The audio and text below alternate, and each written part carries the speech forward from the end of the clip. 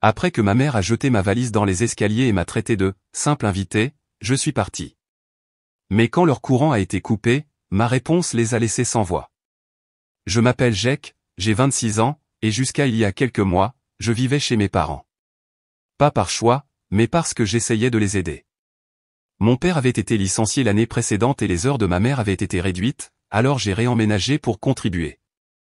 Je payais l'électricité, Internet, et même la plupart des courses. Ce n'était pas glamour, mais je me disais que c'était temporaire. Je travaillais à plein temps comme développeur web et je faisais du freelance à côté, donc je pouvais me le permettre. Ce à quoi je ne m'attendais pas, c'est à la rapidité avec laquelle je passerais du statut de héros du foyer à celui d'invité indésirable. Au début, tout semblait bien se passer. Ils étaient reconnaissants, ou du moins, ils faisaient semblant de l'être. Ma mère disait des choses comme « On a de la chance que tu sois là » ou « Tu assures vraiment, Jake ». Mais ça s'est vite estompé. Après les premiers mois, le ton a changé. Ils ont commencé à faire des commentaires, des petits pics qui ne semblaient pas grand-chose à l'époque.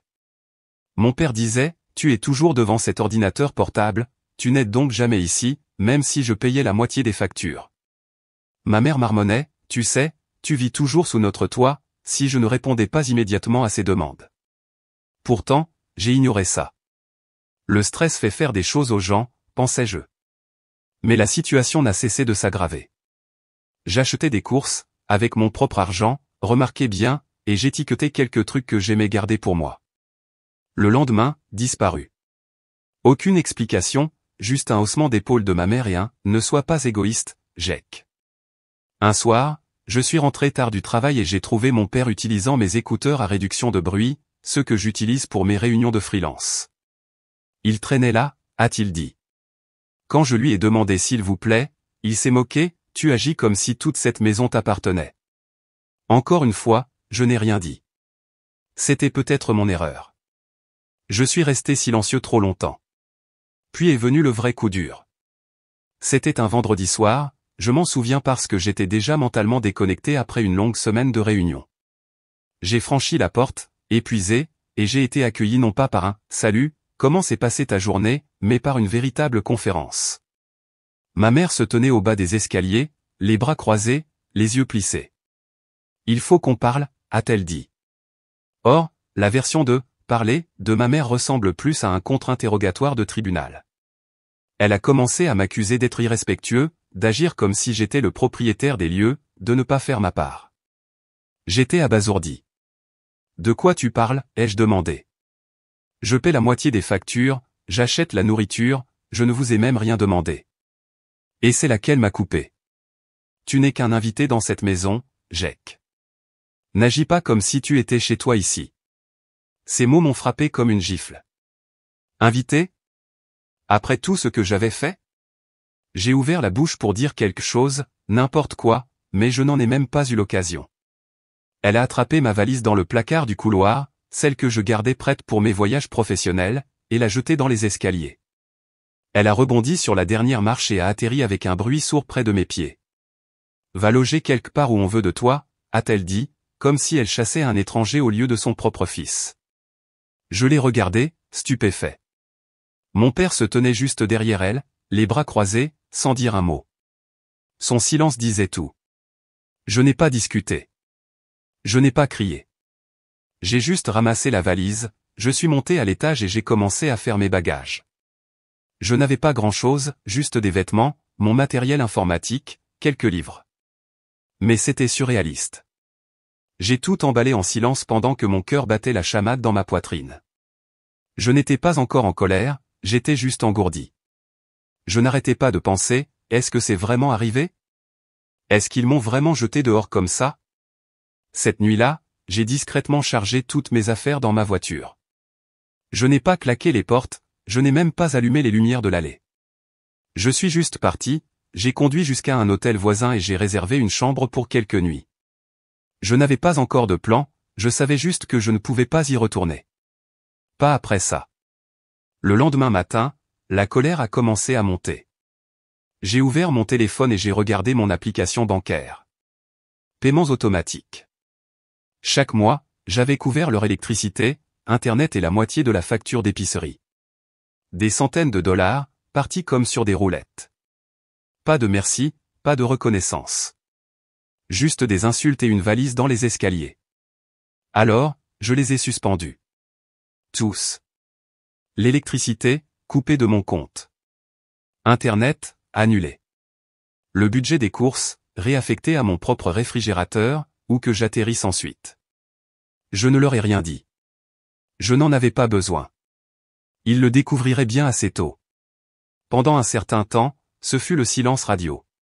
Je suis resté dans cet hôtel pendant une semaine, j'ai trouvé une location à court terme ensuite et j'ai commencé à chercher quelque chose de plus permanent. La vie semblait plus légère, plus calme. La familiarité de la maison me manquait, bien sûr, mais pas l'hostilité, pas le sentiment d'être indésirable dans la maison de ma propre famille. Je respirais enfin à nouveau. Puis, environ 4 semaines plus tard, c'est arrivé. Mon téléphone s'est allumé avec un message de mon père. Juste une phrase, le courant vient d'être coupé. Pas de bonjour, pas de comment vas-tu, pas de contexte. Juste ça. J'ai fixé le message pendant une minute entière, puis j'ai répondu, j'imagine que l'invité a oublié l'électricité avec eux.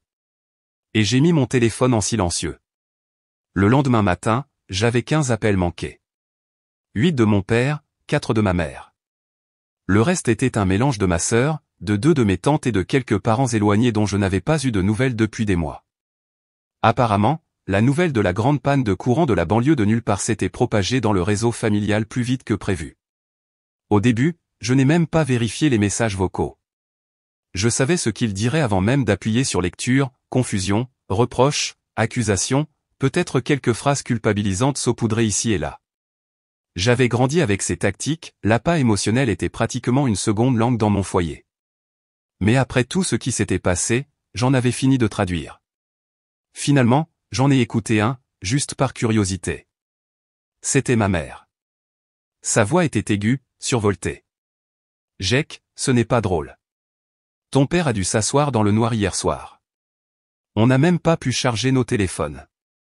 La nourriture dans le frigo est en train de se gâter. Et ta sœur vient dîner ce soir. On ne va pas te laisser saboter cette famille juste parce que tu te sens dramatique. Rappelle-moi. » Saboter ? Dramatique ? Je n'étais même pas surpris. C'est comme ça qu'elle voyait les choses. Que je m'occupe de ma propre vie était du sabotage parce que ça signifiait que je ne soutenais plus la sienne. Je n'ai pas répondu. Je n'en avais pas besoin. Parce que pendant qu'il s'effondrait dans le noir, j'étais assis dans mon nouvel appartement, les pieds sur une petite table basse Ikea, sirotant mon café en paix. J'avais enfin signé un bail pour un endroit à moi. Rien d'extraordinaire, juste un T2 avec une bonne luminosité et un Wi-Fi décent. Mais c'était à moi. Et pour la première fois depuis ce qui semblait être des années, je ne me sentais pas comme un fardeau. Ce qui est fou, c'est qu'ils ne semblaient toujours pas réaliser ce qu'ils avaient fait. Ce n'était pas seulement une question de facture. C'était à propos de tout ce qui avait mené à cette nuit-là, le gaslighting, le sentiment de dû, la façon dont ils avaient transformé la gentillesse en obligation. Tous ces mois où j'avais aidé, donné, été présent, réduit à « n'agis pas comme si tu étais chez toi ici ». Et ça ne s'est pas arrêté à l'électricité. Quelques jours plus tard, mon père m'a de nouveau envoyé un SMS. « Papa, Internet est aussi en panne. As-tu encore oublié de payer ? » Encore ? Il n'y avait pas des « encore ». Je n'avais jamais manqué un paiement de ma vie. Je m'étais toujours assuré qu'ils aient ce dont ils avaient besoin, à temps, à chaque fois. Et maintenant que je ne le faisais plus, ils agissaient comme si c'était un oubli, comme si j'avais simplement oublié mes devoirs au lieu de choisir d'arrêter d'être leur fait des factures impayées. Alors j'ai tapé une réponse, je l'ai effacée, j'en ai tapé une autre, je l'ai effacée aussi. Finalement, je me suis contenté de « ça doit être difficile. J'espère que vous trouverez une solution. » Je l'ai envoyé et je suis passé à autre chose. Quelques heures plus tard, ma sœur a appelé. Pour situer le contexte, ma sœur Lise a toujours été l'enfant prodige. Elle vit à 2 heures de route et vient peut-être 3 fois par an. Mais quand elle se montre, c'est avec des cadeaux et de gros câlins et des légendes Instagram comme « rien de tel que du temps en famille ». Puis elle repart dans sa Tesla pendant que je balaie après le dîner.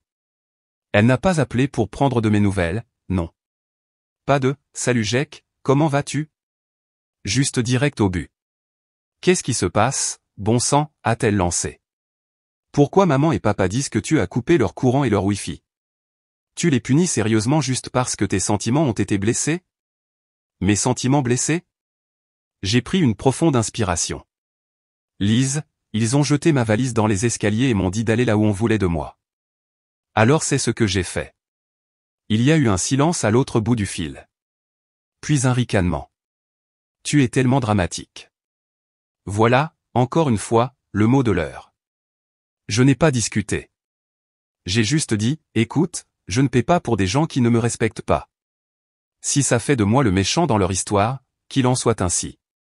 Elle a raccroché quelques minutes plus tard, toujours en colère. Mais quelque chose dans la façon dont elle a mis fin à l'appel m'a fait penser qu'elle n'appelait pas seulement pour eux. Peut-être qu'une partie d'elle commençait à se demander comment les choses avaient si mal tourné. Je m'en fichais. Je n'essayais pas de la convaincre.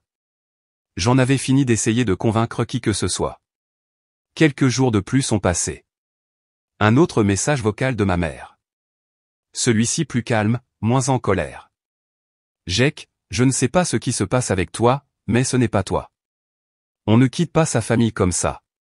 Tu vaux mieux que ça. Celui-là m'a touché, je ne vais pas mentir. Pendant une seconde, j'ai senti cette pointe, cette vieille culpabilité qui me faisait douter de moi-même chaque fois que je leur tenais tête. Peut-être que je suis trop dur. Peut-être que je devrais juste. Mais ensuite, j'ai regardé autour de moi dans mon appartement. Mon propre espace. Pas de regard froid, pas de silence ingrat.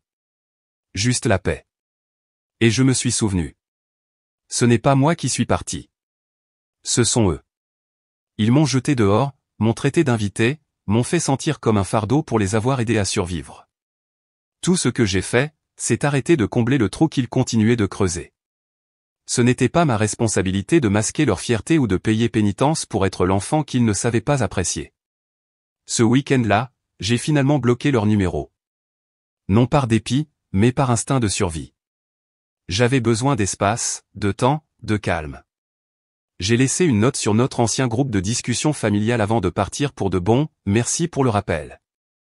Je préfère être un invité dans ma propre vie qu'un prisonnier dans la vôtre. Et sur ce, je me suis déconnecté. Mais ce n'était pas la fin. Parce que juste au moment où je pensais que le drame s'était enfin arrêté, quelque chose s'est produit qui a tout fait exploser à nouveau. J'étais à mi-chemin de la préparation de mes repas pour la semaine, écouteurs aux oreilles, playlist en marche, coupant des légumes dans ma petite mais satisfaisante cuisine, quand mon téléphone a vibré. C'était un email. Objet, avis urgent de compte en défaut. C'était de la compagnie d'énergie. Au début, j'ai pensé qu'ils avaient peut-être fait une erreur et envoyé un email à la mauvaise personne. Mais quand je l'ai ouvert, j'ai vu qu'il m'était bien adressé. Le truc, c'est que ce n'était pas de mon adresse actuelle. C'était de l'adresse de mes parents. Je me suis figé. Il y avait une petite ligne au milieu du message qui expliquait tout, votre nom est actuellement listé comme titulaire principal du compte pour le service. J'avais annulé le paiement automatique, j'avais retiré la carte, mais je n'avais jamais changé le nom du compte. Cela signifiait que les factures impayées, qui accumulaient maintenant des pénalités, étaient toujours techniquement à mon nom. Et s'il continuait à ne pas payer, la dette me reviendrait, sur mon crédit. Mon estomac s'est noué. Je n'y avais pas pensé. J'aurais dû transférer entièrement le compte avant de me retirer. Erreur de débutant. J'ai ouvert le portail de l'entreprise et j'ai essayé de mettre à jour le nom, mais je ne pouvais pas. Passant la signature des résidents actuels. Mes parents, bien sûr. J'ai immédiatement appelé le service client et, après avoir attendu ce qui m'a semblé des heures, une femme très gentille m'a expliqué qu'à moins que les résidents ne soumettent un formulaire de changement de responsabilité, je resterais le titulaire officiel du compte. Ils pouvaient continuer à accumuler des factures impayées à mon nom s'ils le voulaient, et légalement, l'entreprise continuerait à me poursuivre. Alors, si je comprends bien, dis-je en faisant les 100 pas dans mon salon, ils vivent là, ils utilisent le courant, et c'est moi qui paie les conséquences. Je suis vraiment désolé, monsieur, dit-elle, et elle semblait vraiment sympathique. Ça arrive plus souvent que vous ne le pensez. J'ai raccroché, le cœur battant. Je n'étais pas encore en colère, j'étais abasourdi. J'étais parti, j'étais resté silencieux, mais maintenant il me ramenait dedans par la seule chose que j'avais oublié de brûler, la trace écrite. Alors j'ai fait ce que j'aurais dû faire des semaines auparavant. Je suis retourné en voiture. Pas pour me réconcilier, pas pour expliquer. Juste pour régler l'affaire. C'était étrange d'être de retour dans ce quartier. Je n'y étais pas retourné depuis la nuit où ils avaient jeté ma valise dans les escaliers. Mes paumes étaient moites quand je me suis garé dans l'allée. La maison avait l'air pareil. La lumière du porche était allumée, même en plein jour, une habitude que mon père avait toujours détestée, ironiquement, parce que, ça fait grimper la facture.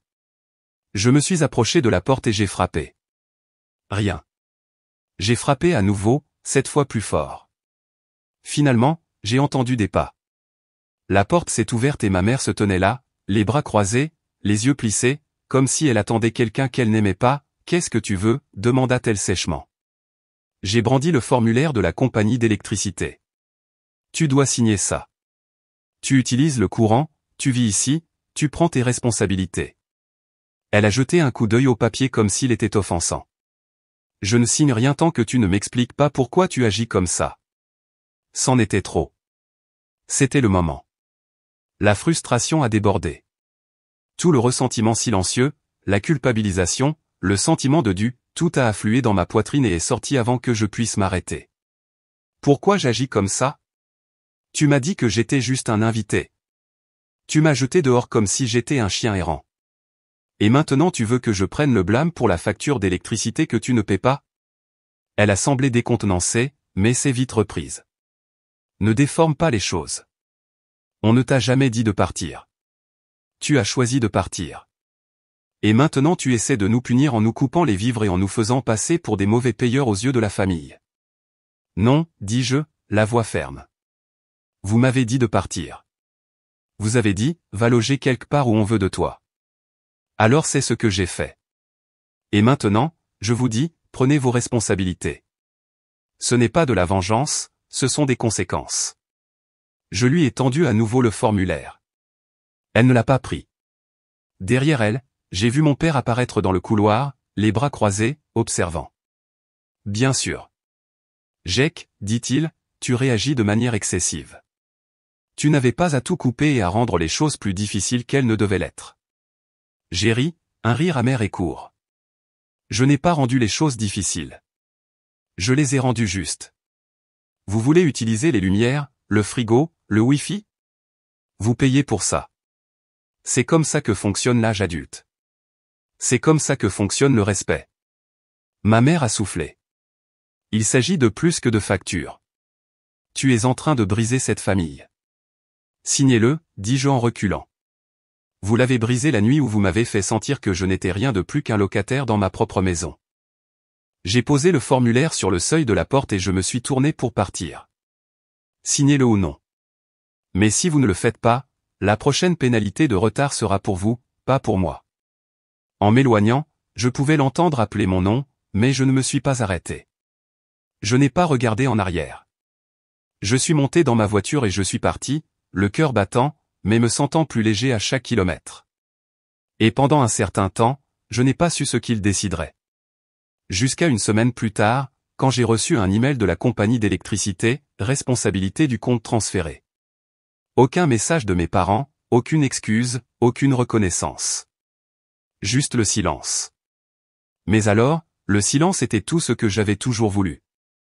Ou du moins, c'est ce que je pensais, jusqu'au prochain rassemblement familial où tout ce à quoi j'avais échappé est revenu en force, et j'ai découvert qu'ils avaient une nouvelle cible. Et cette fois, je n'allais pas rester silencieux. Le prochain rassemblement familial était le brunch de Pâques. Normalement, je l'aurais sauté. En fait, j'avais toutes les intentions de le sauter. Mais ensuite, ma cousine Sarah m'a envoyé un message à l'improviste la veille. « Salut », a-t-elle écrit, « tu viens demain ? Tu devrais. Il y a un truc bizarre. » J'ai fixé son message pendant un moment avant de répondre. J'ai répondu, « Bizarre comment ?» Sarah a texté, « Ta mère a dit des trucs sur toi, mais aussi sur Zoé. » Zoé. Ma jeune cousine. Elle n'avait que 19 ans, terminait sa première année d'université, et était probablement l'une des rares personnes de notre famille élargie à ne m'avoir jamais traité comme un distributeur automatique de billets. Gentille gamine, discrète, elle aidait toujours à nettoyer après les dîners quand personne d'autre ne le faisait. J'ai répondu, quel genre de truc? Sarah a texté, elle essaie de lui mettre les factures impayées sur le dos. Elle dit que Zoé leur a emprunté de l'argent et ne l'a jamais remboursé. Quelle a été une charge financière ces derniers temps? Jean, quoi? J'ai senti mon estomac se tordre. C'était logique, de la manière la plus tordue possible. Ils avaient besoin d'un nouveau bouc émissaire. Quelqu'un de plus jeune, quelqu'un de moins susceptible de riposter. Et Zoé était vulnérable. Elle avait squatté des canapés pendant ses vacances de printemps parce que ses dortoirs étaient fermés et qu'elle ne voulait pas rentrer chez elle. Je n'ai pas répondu tout de suite. J'ai juste fixé l'écran, bouillonnant. Il n'avait rien appris. Rien de ce qui s'était passé entre nous. Rien des conséquences. Rien du silence que je leur avais donné. Ils ne voulaient pas de réflexion, ils voulaient une autre cible. Alors j'y suis allé. Pas par obligation, pas par sentiment. J'y suis allé parce que quelqu'un en avait besoin. Le rassemblement avait lieu chez mon oncle et ma tante cette année. Un grand brunch dans le jardin. Table en plastique blanc avec des nappes pastel, plateau de fruits de Costco, chaises pliantes. Ambiance classique de réunion de famille. Tout semblait normal. Mais au moment où je suis sorti de ma voiture et que je suis entré dans le jardin, les conversations se sont un peu calmées. Les têtes se sont tournées, les yeux m'ont suivi. Et elle était là. Ma mère. Chemisier parfaitement repassé, les mains pleines d'un plateau de mimosa, souriant comme si rien ne s'était jamais passé entre nous. Comme si je n'avais pas déménagé. Comme si elle ne m'avait pas dit que je n'avais pas ma place ici. Elle ne m'a pas salué, elle n'a même pas hoché la tête. Elle est juste retournée déposer la nourriture comme si je n'étais pas là. Mais je n'étais pas là pour elle. J'ai repéré Zoé, assise seule à une table près du fond, faisant défiler son téléphone, écouteurs aux oreilles. Elle a levé les yeux quand elle m'a vu, les yeux s'écarquillant légèrement. Puis elle a souri, un petit sourire, mais réel. « Salut », dis-je en m'asseyant à côté d'elle. « Tu peux », dit-elle. « Tu vas bien ?» Elle a hésité, puis a haussé les épaules. Je veux dire, ouais. Je fais profil bas. Ta mère a été un peu bizarre. Je me suis penché. Sarah m'a dit. Son visage s'est tendu. Ils ont dit à tante Dana que je leur prenais de l'argent. Que je leur dois quelques centaines. Mais je ne les ai même pas vus depuis des mois. Tu ne leur dois rien, dis-je fermement. Elle a hoché la tête, mais sa mâchoire s'est contractée. Je sais. Mais personne ne dit jamais rien quand ils commencent à parler. Les gens hochent juste la tête. Même oncle Gary, et il sait mieux que ça. Je me suis assis en arrière, observant le jardin. Mon père était au barbecue. Ma sœur prenait des selfies avec les enfants. Ma mère versait du jus dans des gobelets en carton comme une monarque de banlieue. Et tout le monde faisait semblant de ne pas remarquer l'attention. C'est là que j'ai pris ma décision. Je me suis levé. Viens, dis-je à Zoé. Tu ne vas pas rester assise ici à te cacher pendant qu'ils te démolissent auprès du reste de la famille. Jek. Fais-moi confiance. Je me suis dirigé directement vers la table principale, juste là où ma mère plaçait un centre de table. Elle a levé les yeux juste à temps pour me voir ramasser le couteau à gâteau et le taper contre une assiette. Clinc. Clinc. Clinc. Quelques têtes se sont tournées. Salut, dis-je en élevant la voix. Désolé d'interrompre. Je voulais juste dire quelques mots. On pouvait entendre le soupir collectif parcourir les parents. J'ai vu ma mère se figer à mi-chemin, je sais qu'on ne fait normalement pas de discours au brunch de Pâques, dis-je, la voix calme mais claire. Mais puisque nous sommes tous là, je me suis dit que c'était le bon moment pour éclaircir quelque chose. Je me suis tourné pour leur faire face. Il y a quelques mois, j'ai quitté la maison de mes parents. Pas parce que j'ai trouvé un travail en dehors de la ville, pas parce que je suis tombé amoureux ou que j'ai trouvé l'appartement de mes rêves. Je suis parti parce que ma mère m'a dit que j'étais juste un invité dans cette maison. Elle a jeté ma valise dans les escaliers et m'a dit d'aller loger quelque part où on voulait de moi. Alors c'est ce que j'ai fait. Silencieusement. Respectueusement. Maintenant, le silence était réel, palpable. Mais apparemment, ça n'a pas suffi. Parce qu'au lieu d'assumer ce qui s'est passé, mes parents ont décidé de commencer à dire aux gens que je les avais abandonnés. Que je les avais coupés de ma vie. Que je les punissais. Le visage de ma mère était rouge maintenant. Jake, ce n'est pas. Non, maman, dis-je, la voix tranchante. Tu ne contrôles plus le récit. Je me suis légèrement tourné et j'ai fait signe à Zoé de s'approcher.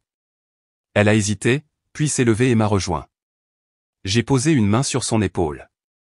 Et maintenant, ils font la même chose à Zoé. Ils répandent des rumeurs selon lesquelles elle leur doit de l'argent, qu'elle les utilise, quel est le problème maintenant? J'ai regardé autour du jardin. Je me fiche de ce que vous pensez tous de moi. Peut-être que vous pensez que je suis dramatique. Peut-être que vous pensez que j'ai réagi de manière excessive. Très bien. Mais Zoé ne mérite pas ça. Elle n'a rien fait de mal. Et si vous êtes le genre de personne qui entend ces histoires et qui hoche simplement la tête sans demander l'autre version, alors peut-être que vous faites aussi partie du problème. Personne n'a parlé pendant 10 bonnes secondes. Le jardin était une photographie figée. Puis, lentement, un de mes oncles a marmonné, je ne savais pas que c'était comme ça. Une autre tante a dit, elle m'a dit que tu avais déménagé à cause d'une offre d'emploi. Ma mère avait l'air furieuse, la mâchoire si serrée que je pensais que ses dents allaient se briser. Jake, ce n'est ni le moment ni l'endroit. C'est drôle, dis-je en ramassant mon assiette, parce que quand tu m'as jeté dehors, ce n'était ni le moment ni l'endroit non plus. Je me suis dirigé vers la table du buffet, j'ai pris une part de quiche et je me suis calmement rassis à côté de Zoé, comme si de rien n'était. Le reste du brunch fut calme. Mes parents sont partis tôt. Ma sœur n'a pas dit au revoir. Mais Zoé a souri. Pas seulement poliment. Vraiment souri. Comme quelqu'un qui voyait enfin la balance commencer à pencher. Quelques semaines plus tard, elle m'a envoyé un texto pour me dire qu'elle avait trouvé un travail dans une librairie locale et une sous-location bon marché avec une colocataire. Elle m'a remercié de l'avoir soutenue. Je lui ai dit, toujours. Quant à mes parents, nous n'avons plus parlé depuis. J'ai entendu dire par la bande qu'ils avaient finalement dû commencer à établir un budget correctement. Ils ont même pris des emplois à temps partiel. Ils ont cessé d'être les victimes quand ils ont réalisé que plus personne n'y croyait. Et moi? Je vis ma vie. Pas comme un invité, pas comme un fardeau. Mais comme quelqu'un qui a finalement décidé d'arrêter de demander de l'espace et de commencer à en prendre.